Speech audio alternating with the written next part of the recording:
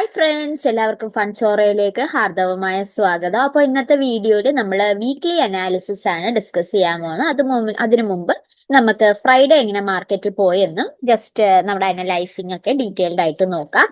അപ്പോൾ ഇവിടെ നോക്കിക്കഴിഞ്ഞു കഴിഞ്ഞാൽ ഫ്രൈഡേ ഞാൻ കഴിഞ്ഞ തേഴ്സ്ഡേ ഫ്രൈഡേക്കുള്ള അനാലിസിസ് ചെയ്തിരുന്നു. അപ്പൊ ഫ്രൈഡേ നമ്മൾ നോക്കിക്കഴിഞ്ഞാൽ നമ്മളിവിടെ പറഞ്ഞിരുന്ന 23,400 എന്ന ലെവല് ബ്രേക്ക് ഔട്ട് ആണ്. ഡബിൾ കൺഫർമേഷൻ ഞാൻ എടുക്കാൻ പറഞ്ഞിരുന്നു.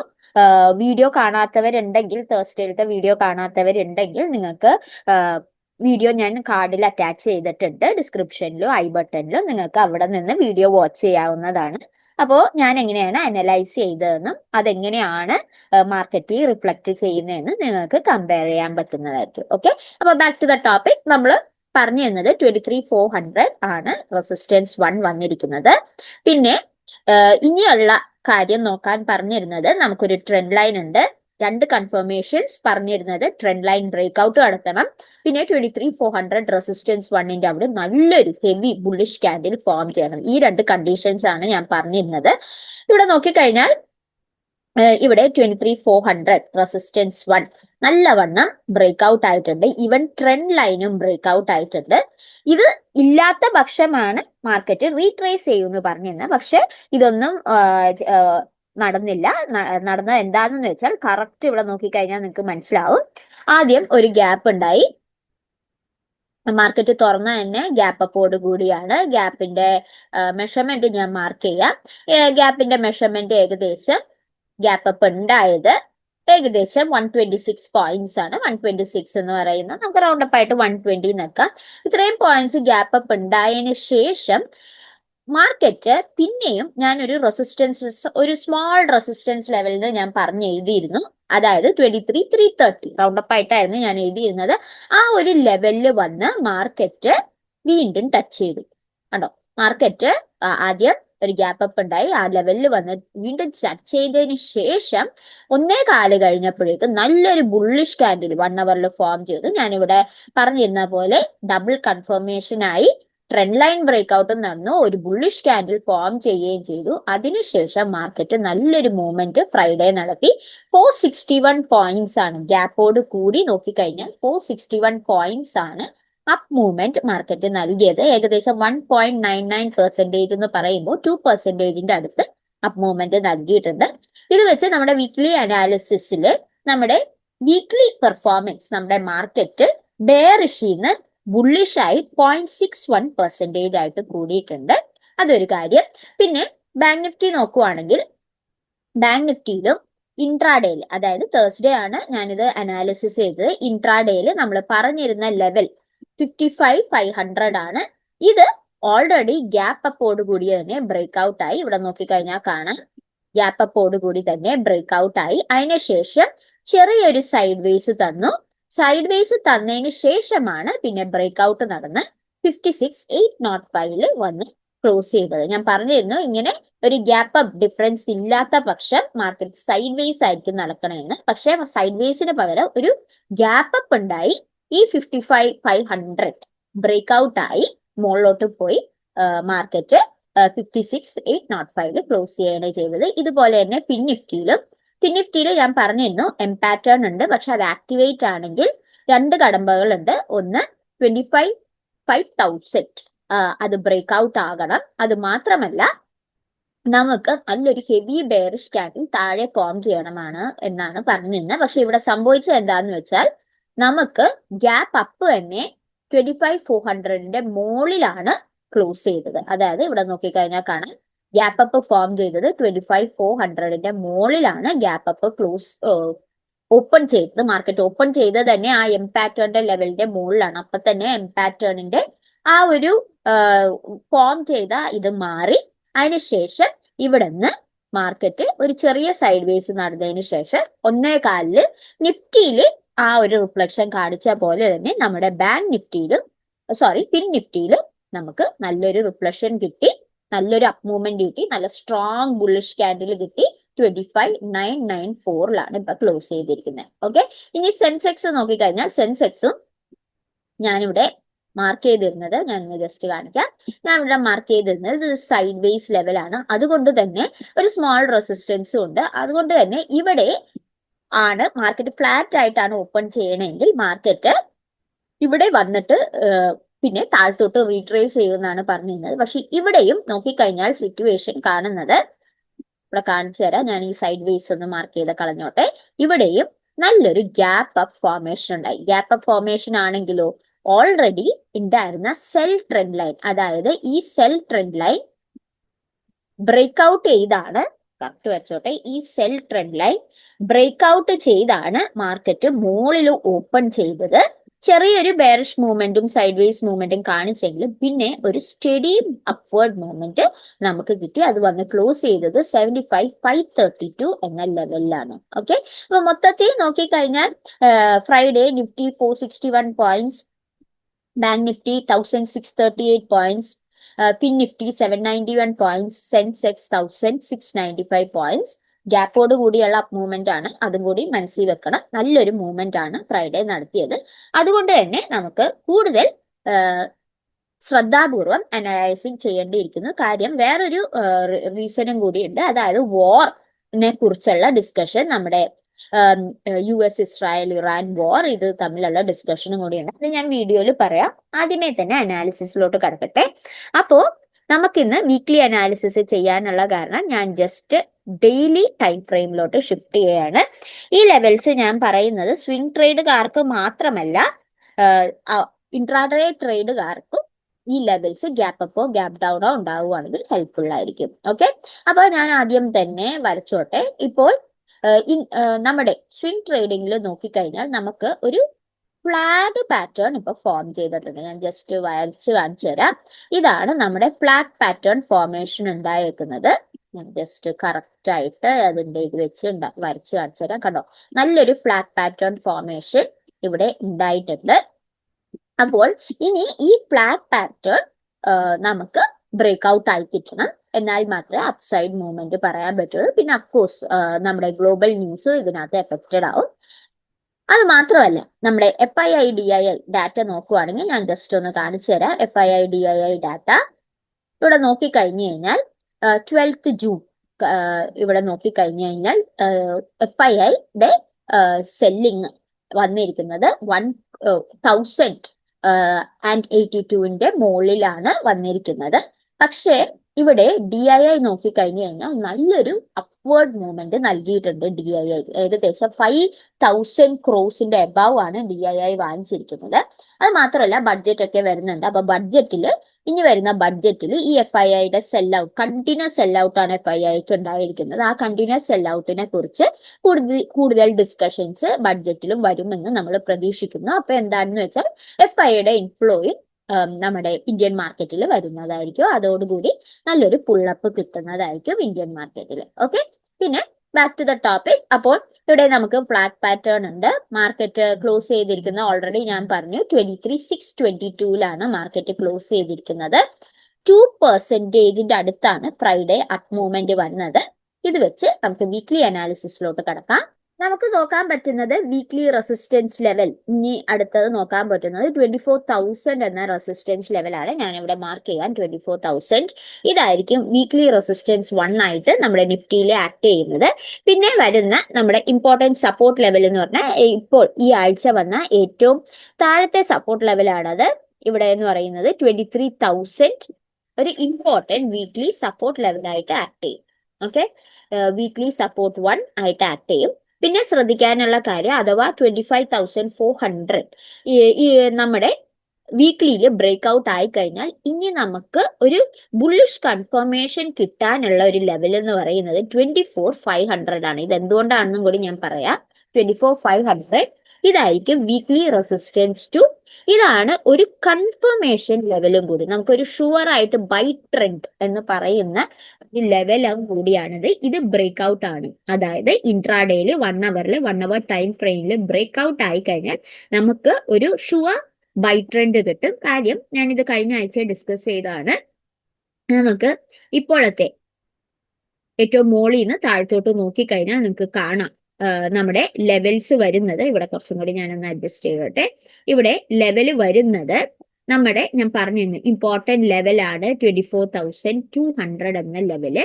ഈ ഒരു ലെവലിന്റെ ബ്രേക്ക് ഔട്ട് നടന്നു കഴിഞ്ഞാൽ, കാര്യം ഈ ഒരു ലെവൽ എന്ന് പറയുന്നത് നമ്മുടെ കൺഫർമേഷൻ ലെവലാണ്. ഞാൻ ഈ ലെവലിനെ കുറിച്ചാണ് ഉദ്ദേശിച്ചത്. ഇത് നമ്മുടെ ഏറ്റവും ടോപ്പ് ലെവലിന്റെ ഏറ്റവും താഴത്തെ സപ്പോർട്ടിന്റെ ഒരു കൺഫർമേഷൻ ലെവലാണ് ഈ വരുന്ന 24,300. 272 ഉണ്ട്, അതാണ് 300 എന്ന് പറഞ്ഞത്. ആ ഒരു ലെവല് ബ്രേക്ക് ഔട്ട് ആവുക എന്നുള്ളത്. എന്നാൽ മാത്രമേ ഇപ്പോഴും ഈ ഇത്രയും വലിയൊരു ബുള്ളിഷ് മൂവ്മെന്റ് ഫ്രൈഡേ മാത്രമേ ഉണ്ടായിട്ടുള്ളൂ. പക്ഷെ ഈ പാറ്റേൺ നോക്കിക്കഴിഞ്ഞാൽ നിങ്ങൾക്ക് മനസ്സിലാവും ഇപ്പോഴും മാർക്കറ്റ് സെൽ ട്രെൻഡിലാണ്. ഇൻട്രാഡേയിലാണെങ്കിൽ ഗ്യാപ്പും ഉണ്ട്, പക്ഷെ വീക്ക്ലിയിൽ ഗ്യാപ്പ് ഇല്ല. അതുകൊണ്ടാണ് ഞാനതെടുത്ത് പറയാത്തത്. ഇൻട്രാഡേയിലെ കാര്യം നാളെ ഡീറ്റെയിൽഡ് ആയിട്ട് പറയാം. അതുകൊണ്ട് തന്നെ ഈ ഒരു ലെവൽ, ഞാൻ ഈ മാർക്ക് ചെയ്തിരിക്കുന്ന ഈ ഒരു ലെവൽ ബ്രേക്ക് ഔട്ട് നടക്കാതെ നമുക്ക് ഒരു കണ്ടിന്യൂസ് അപ്സൈഡ് മൂവ്മെന്റ് പ്രതീക്ഷിക്കാൻ പറ്റൂല. അപ്പോൾ ആവറേജും ഫിബൊനാച്ചി ലെവലും വെച്ച് നോക്കാൻ നേരത്ത് 25,500 റെസിസ്റ്റൻസ് ടു വീക്ക്ലിയിൽ ബ്രേക്ക് ഔട്ട് ആണ്. വീക്ക്ലിയിൽ മാത്രമല്ല, വീക്ക്ലിയിൽ എന്ന് പറയാൻ നേരത്തെ ഇൻട്രാഡേയില് 1 അവർ ടൈം ഫ്രെയിമിൽ 1 അവർ ക്യാൻഡിൽ കൺഫർമേഷൻ ആയിട്ട് ബ്രേക്ക് ഔട്ട് ആണ് ഈ ആഴ്ചയിലുള്ള ഏതെങ്കിലും ഒരു ഇൻട്രാഡേയില്. എന്നാൽ മാത്രമേ നമുക്ക് അപ്സൈഡ് മൂവ്മെന്റ് കിട്ടുള്ളൂ. അല്ലാത്ത പക്ഷം ഇവിടെ വന്ന് മാർക്കറ്റ് റീട്രേസ് ചെയ്യുന്നതായിരിക്കും. ഇവിടെ വന്ന് മാർക്കറ്റ് പിന്നെ താഴത്തോട്ട് റീട്രേസ് ചെയ്യുന്നതായിരിക്കും. ഇത് വീക്ക്ലി അനാലിസിസ് ആണ് പറയുന്നത്, ഇൻട്രാഡേയില ആയിട്ട് കൺഫ്യൂസ്ഡ് ആവരുത്. ഓക്കെ. പിന്നെ നമ്മുടെ വാറിനെ കുറിച്ച് പറയാനാണെങ്കിൽ ഇപ്പോഴത്തെ നല്ലൊരു മൂവ്മെന്റ്, ആ ഒരു വാറിന്റെ ഗുഡ് ന്യൂസ് വന്നതിന്റെ മൂവ്മെന്റും കൂടിയാണ്. കറക്റ്റ് ആയിട്ട് പറഞ്ഞു കഴിഞ്ഞാൽ ഞാൻ ജസ്റ്റ് ഒന്ന് എടുത്തോട്ടെ ആ ന്യൂസ്. അതായത് a deal with the US to end fighting in Iran close and includes reopening of Strait Hormuz in Iran foreign minister has said. അതായത് ഡീല് US, ഇത് നമ്മുടെ BBC.com എടുത്ത ന്യൂസ് ആണ്.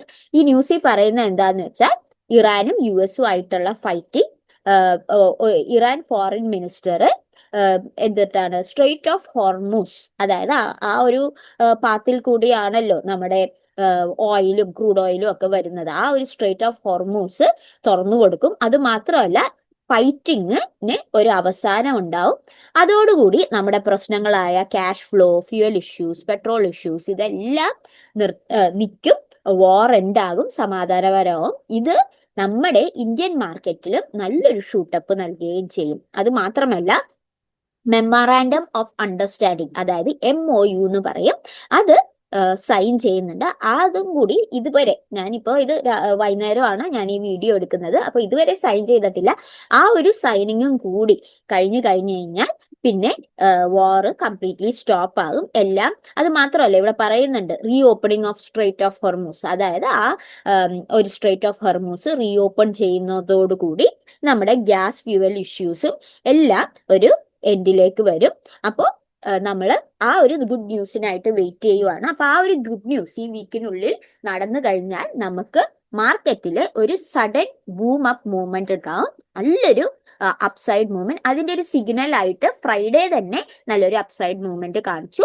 അപ്പോൾ ഈവൻ ദോ നമ്മുടെ ഇന്ത്യൻ മാർക്കറ്റിനെ effect ചെയ്യാത്ത കാര്യമാണെങ്കിൽ ഗ്ലോബൽ മാർക്കറ്റിന്റെ ന്യൂസസ്, കാര്യം ഓയിലും ഫ്യൂവലും ക്യാഷും എല്ലാം ഗ്ലോബൽ മാർക്കറ്റിൽ എഫക്ട് ചെയ്യുമ്പോൾ അത് ഇൻഡയറക്ട്ലി ഇന്ത്യൻ മാർക്കറ്റിൽ ഒരു 30 to 40% എഫക്ട് ചെയ്യും. അതാണ് നമ്മുടെ ഇന്ത്യൻ മാർക്കറ്റിന്റെ പുൾ ഡൗൺ കണ്ടുകൊണ്ടിരുന്നത്. അതുകൊണ്ട് തന്നെ വാറിന്റെ ന്യൂസ് ആയിട്ട് അപ്ഡേറ്റഡ് ആയിട്ടിരിക്കുക.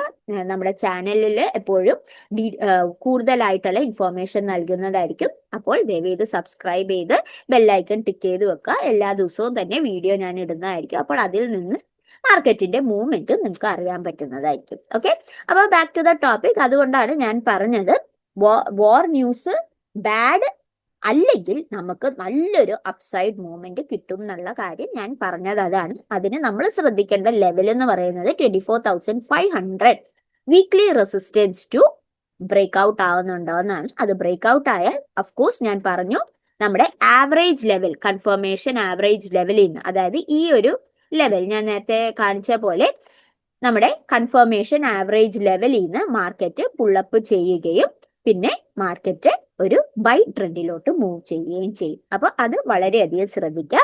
ഇനി ബാങ്ക് നിഫ്റ്റിയിൽ നോക്കിക്കഴിഞ്ഞാൽ ബാങ്ക് നിഫ്റ്റിയും ഞാൻ ഡെയിലി ചാർട്ടാണ് എടുത്തേക്കുന്നത്. ബാങ്ക് നിഫ്റ്റിയും ഇതുപോലെ തന്നെ ഇൻട്രാഡേയിൽ ഗ്യാപ്പ് ഉണ്ട്, പക്ഷെ ഇവിടെ നോക്കിക്കഴിഞ്ഞു കഴിഞ്ഞാൽ നല്ലൊരു ക്യാൻഡിൽ മൂവ്മെന്റ് ആണ് ഡെയിലി ക്യാൻഡിൽ നോക്കിക്കഴിഞ്ഞാൽ കിട്ടിയിരിക്കുന്നത്.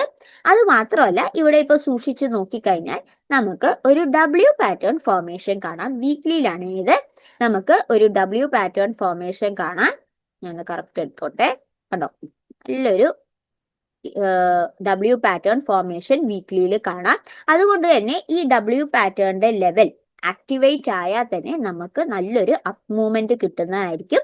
ഇതെല്ലാം നമ്മുടെ ന്യൂസിനെ എഫക്റ്റും കൂടി ചെയ്തിരിക്കും. ഇവിടെ നോക്കിക്കഴിഞ്ഞാൽ എടുത്തു പറയാനുള്ളത്, ഈ ഡബ്ല്യു പാറ്റേണിന്റെ ആക്ടിവേഷൻ ലെവൽ ഗ്യാപ്പോടുകൂടി ഓൾറെഡി ആക്ടിവേറ്റ് ആയി കഴിഞ്ഞു. ഓക്കെ, അതുകൊണ്ട് തന്നെ നമുക്ക് ഇത് ഫുള്ളി വർക്കൗട്ട് ആവണമെങ്കിൽ നമുക്ക് ഇനിയുള്ള ലെവൽസ് ബ്രേക്ക് ഔട്ട് ആണ്. അപ്പൊ ആ ലെവൽസ് ഏതൊക്കെയാണെന്ന് നമുക്ക് നോക്കാം. അപ്പോൾ നമുക്കിനി നോക്കാനുള്ള മേജർ റെസിസ്റ്റൻസ് ലെവൽ, അതായത് വീക്ക്ലി റെസിസ്റ്റൻസ് ലെവൽ എന്ന് പറയുന്നത് ഇവിടം കൊണ്ടുവരും. ഇത് ഇമ്പോർട്ടന്റ് ഒരു ലെവലാണ്. കാര്യം അവിടെ നിന്നാണ് നമുക്ക് താഴത്തേക്കുള്ള ഒരു ഡൗൺഫോൾ മൂവ്മെന്റ് സ്റ്റാർട്ട് ചെയ്തത്. അപ്പോൾ ഈ ഡൗൺഫോൾ മൂവ്മെന്റിന് ജസ്റ്റ് നമ്മുടെ ഒരു മൂവ്മെന്റ് എത്ര പെർസെൻറ്റേജ് വന്നെന്ന് നോക്കിക്കഴിഞ്ഞാൽ ഏകദേശം 8.02% ആണ് ഡൗൺവേർഡ് മൂവ്മെന്റ് വന്നത്. ഏകദേശം 4606 പോയിന്റ്സ് ആണ് ഡൗൺവേർഡ് മൂവ്മെന്റ് വന്നത്. അതുകൊണ്ട് തന്നെ ഈ ലെവല് നമ്മൾ ഇമ്പോർട്ടന്റ് ലെവലായിട്ട് കാണണം. ഇവിടെ മാത്രമല്ല, ഇവിടെ നോക്കിക്കഴിഞ്ഞാൽ ഇവിടെ കണ്ടോ, ആ ഒരു ലെവലിലാണ്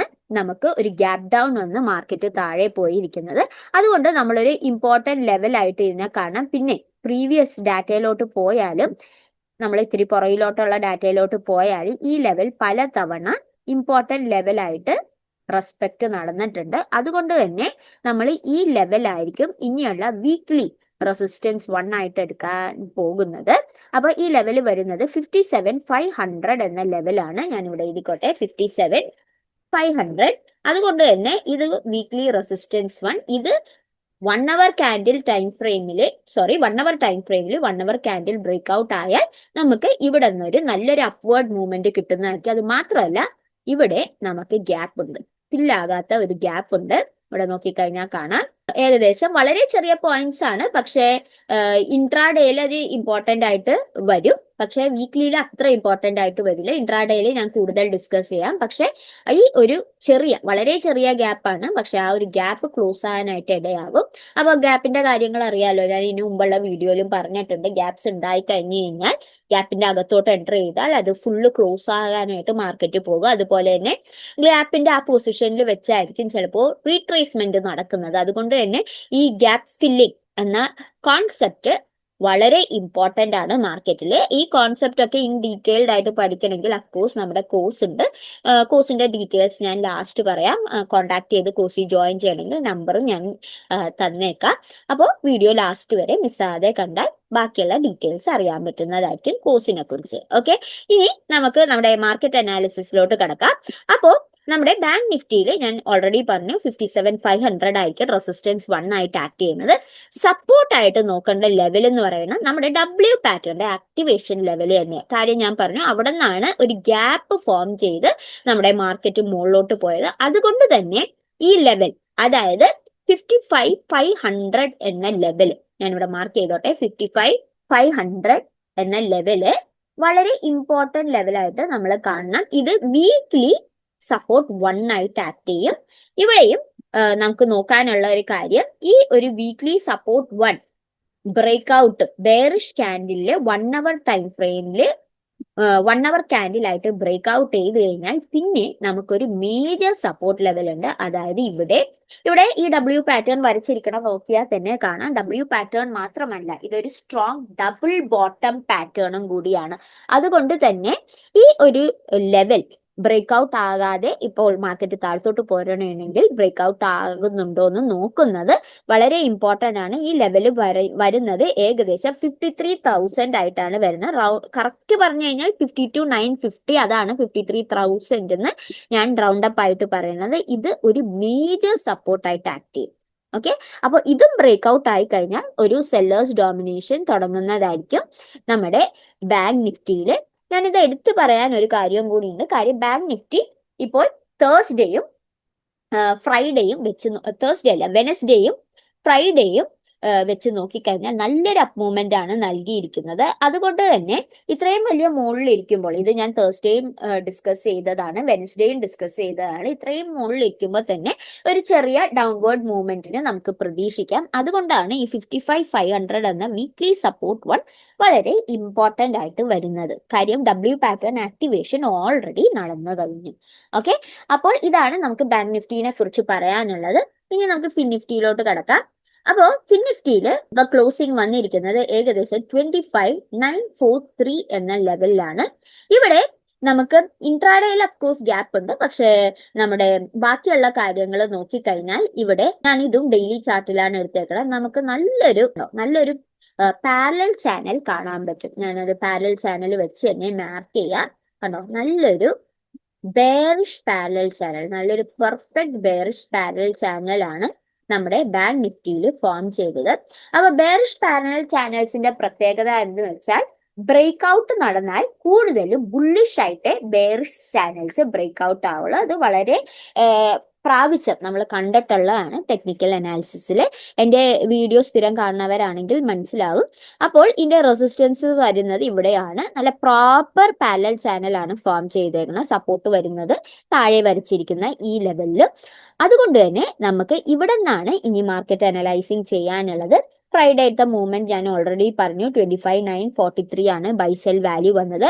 ക്ലോസിംഗ് വന്നതും 25,943 ആണ്. പ്ലസ് 791 പോയിന്റ്സ് ആണ് അപ്പ് മൂവ്മെന്റ് നൽകിയത്. ഫിൻ നിഫ്റ്റിനെ അപേക്ഷിച്ച് നല്ലൊരു മൂവ്മെന്റ് ആണ്. 3.15% എന്ന് പറയുന്നത് ഒരു നിസ്സാര മൂവ്മെന്റ് അല്ല, നല്ലൊരു അപ്പ് മൂവ്മെന്റ് ആണ് ഫിൻ നിഫ്റ്റിയിൽ റിഫ്ലക്ട് ചെയ്ത് കാണിച്ചത്. ഈ വാറിന്റെ ന്യൂസസ് ബാങ്ക് നിഫ്റ്റിയിലും ഫിൻ നിഫ്റ്റിയിലും ഒക്കെ നല്ലവണ്ണം റിഫ്ലക്ട് ചെയ്യുന്നുണ്ട്. മറ്റ് ഇൻഡെക്സുകളിലും ഉണ്ട്, എന്നാലും Bank Nifty, banking sectors, financial സെക്ടേഴ്സിലൊക്കെ കുറച്ച് ഹൈ ആയിട്ട് മാർക്കറ്റ് റിഫ്ലക്ട് ചെയ്യുന്നുണ്ട്. അത് ശ്രദ്ധിക്കുക. ഇതോടുകൂടി നമ്മുടെ വീക്കിലി, കഴിഞ്ഞ വീക്കിന്റെ ആവറേജ് മൂവ്മെന്റ് 3.42% ആയിട്ട് കൂടിയിട്ടുണ്ട്. കഴിഞ്ഞ ആഴ്ച ജസ്റ്റ് ഒരു ബുള്ളിഷേ ഉണ്ടായിരുന്നല്ലോ, പക്ഷെ ഇപ്പോൾ 3.42 ആവറേജ് മൂവ്മെന്റ് ആയിട്ടുണ്ട്. അതും നല്ല കാര്യം. അപ്പൊ ഇത് വെച്ച് നമുക്ക് ഫിൻ നിഫ്റ്റിയുടെ അനാലിസിസിലോട്ട് കടക്കാം. അപ്പോ പാരലൽ ചാനൽ വെച്ച് നോക്കാൻ നേരത്ത് നമുക്ക് ഓൾറെഡി പാരലൽ ചാനലിന്റെ വൺ ഓഫ് ദ റെസിസ്റ്റൻസിലാണ്, ഫസ്റ്റ് റെസിസ്റ്റൻസിലാണ് മാർക്കറ്റ് ക്ലോസ് ചെയ്തിരിക്കുന്നത്, 25,943. അപ്പോൾ ഇനി നമുക്ക് നോക്കാനുള്ള വീക്ക്ലി റെസിസ്റ്റൻസ് ലെവൽ എന്ന് പറയുന്നത് 26,200 ആണ്. ഞാൻ ഇവിടെ മാർക്ക് ചെയ്യാം, 26,200. ഇത് വീക്ക്ലിയുടെ കാര്യമാണ് പറയണത്, ഇത് ഇൻട്രാഡേ ആയിട്ട് മിക്സ് ആകരുത്. ഇത് വീക്ക്ലി റെസിസ്റ്റൻസ് 1 ആയിട്ട് ആക്ട് ചെയ്യും.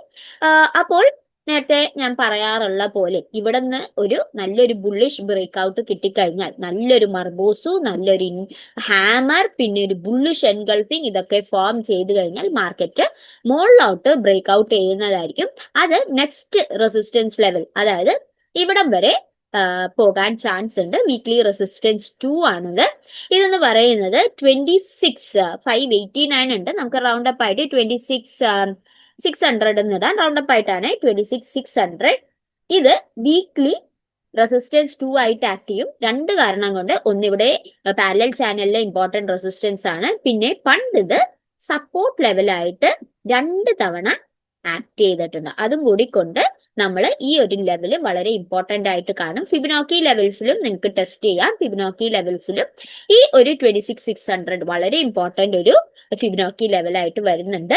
ഇനി സപ്പോർട്ട് ലെവലിന്റെ കാര്യം നോക്കുവാണെങ്കിൽ നമുക്ക് സപ്പോർട്ട് ലെവൽ നോക്കാനുള്ളത് ഫസ്റ്റ്, അതായത് പാരലൽ ചാനലിന്റെ ഫസ്റ്റ് സപ്പോർട്ടാണ്. ഇത് വരുന്നത് 25,500 എന്ന ലെവലാണ്. ഞാൻ ഇവിടെ മാർക്ക് ചെയ്യട്ടെ, 25,500. ഇത് നമ്മുടെ ഇമ്പോർട്ടന്റ് വീക്ക്ലി സപ്പോർട്ട് 1 ആയിട്ട് ആക്ട് ചെയ്യും.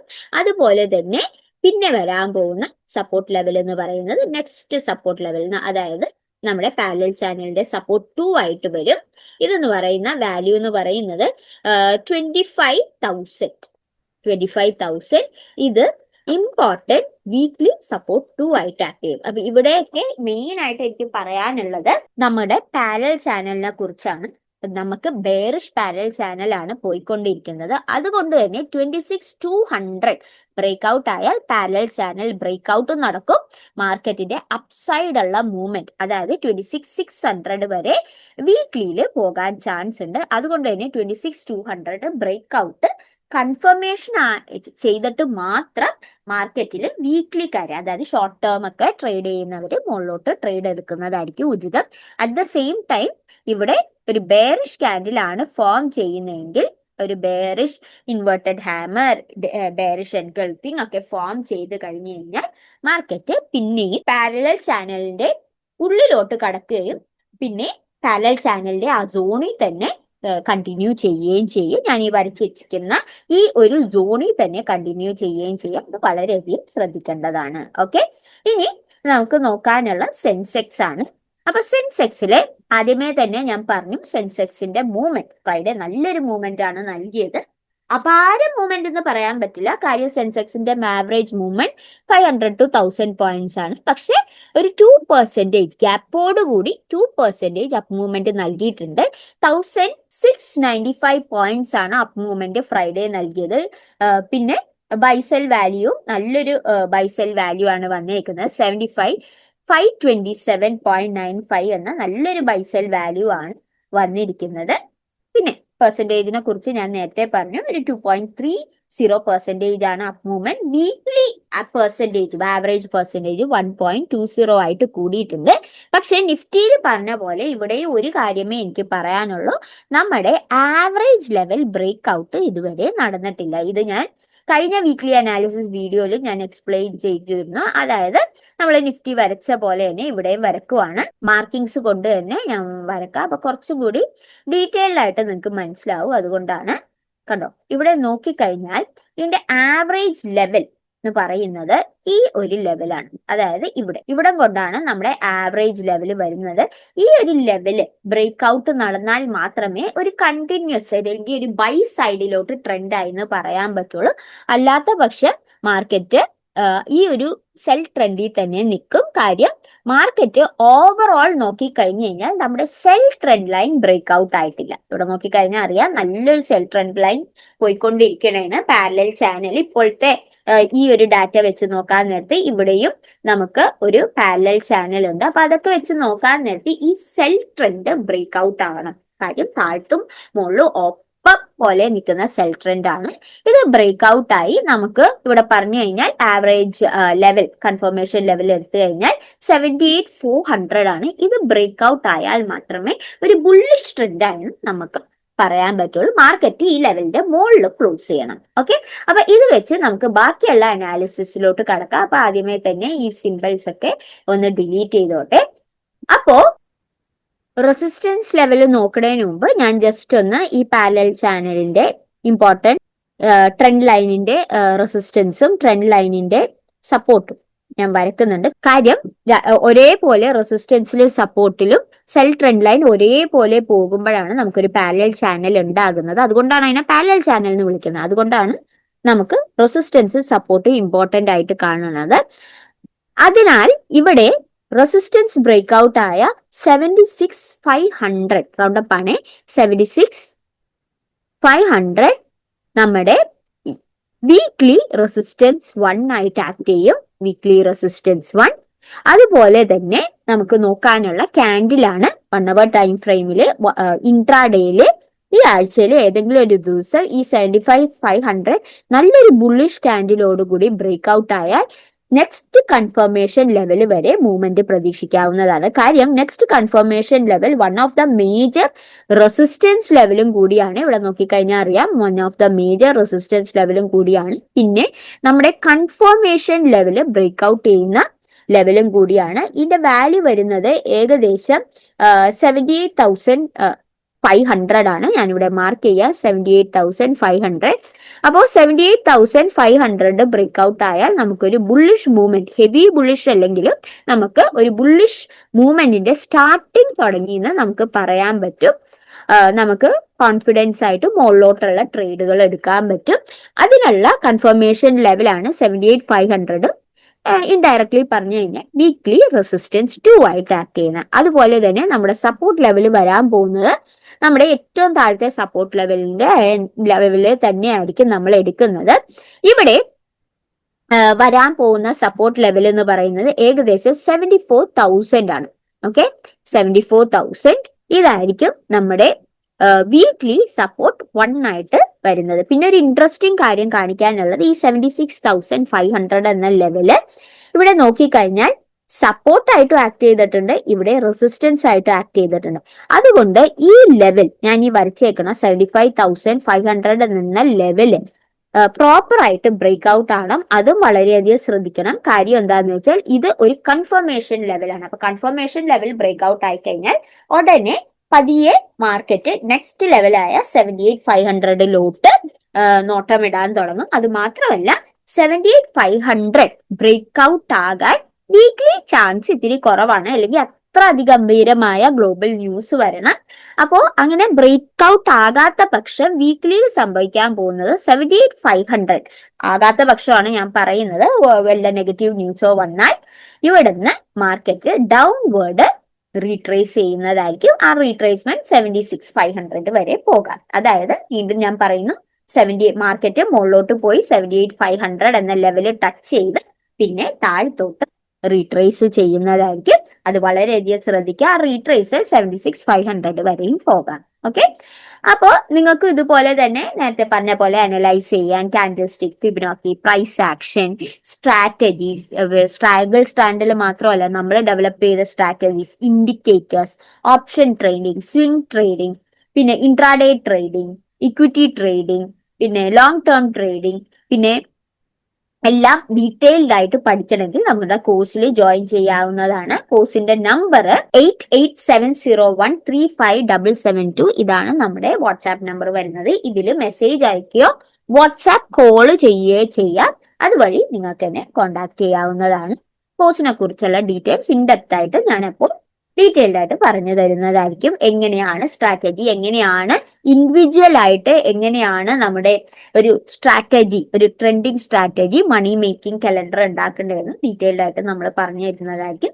അപ്പൊ താല്പര്യമുള്ളവർക്ക് ജോയിൻ ചെയ്യാവുന്നതാണ്. ഓക്കെ, അപ്പൊ ഇതാണ് നമ്മുടെ Nifty 50, Bank Nifty, Fin Nifty, സെൻസെക്സിന്റെ വീക്ക്ലി അനാലിസിസ് വീഡിയോ. ഞാൻ അപ്പോൾ ഒരു സെബി രജിസ്റ്റേർഡ് ഓഫീസർ അല്ല, അതുകൊണ്ട് ഞാൻ ചെയ്യുന്ന അനാലിസിസ് എന്റെ എക്സ്പീരിയൻസും ടെക്നിക്കൽ അനാലിസിസ് തിയറിയും പ്ലസ് മാർക്കറ്റ് ന്യൂസ് അപ്ഡേറ്റ്സും കമ്പൈൻ ചെയ്ത് പറയുന്ന അനാലിസിസ് ആണ്. അത് 100% കറക്റ്റ് ആണോ എന്നില്ല, എനിക്കും തെറ്റുപറ്റാം. പിന്നെ ഞാൻ ഒരു സ്റ്റോക്കോ കമ്പനിയോ ഒരു സ്റ്റോക്ക് ബ്രോക്കറെയോ പ്രൊമോട്ട് ചെയ്യുന്നില്ല. ഈ വീഡിയോ കംപ്ലീറ്റ്ലി എഡ്യൂക്കേഷണൽ പർപ്പസ് ആണ്.